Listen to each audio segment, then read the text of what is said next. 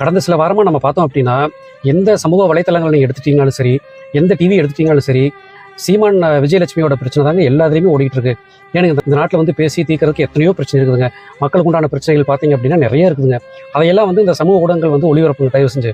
அதையெல்லாம் விட்டு போட்டு என்ன பார்த்தாலும் சீமான் என்ன சொல்லுவார், விஜயலட்சுமி என்ன சொல்லுவாங்க, இதேவே தான் நீங்கள் வந்து எல்லாத்தையும் திரும்ப போட்டுகிட்டே இருக்கிறீங்க. வேற மற்ற மக்களுக்குலாம் எந்த பிரச்சனையுமே இல்லையா? அடித்தட்டு மக்களோட பிரச்சனைகள் நீங்கள் வந்து முக்கியத்துவம் கொடுத்து போடுறீங்களா?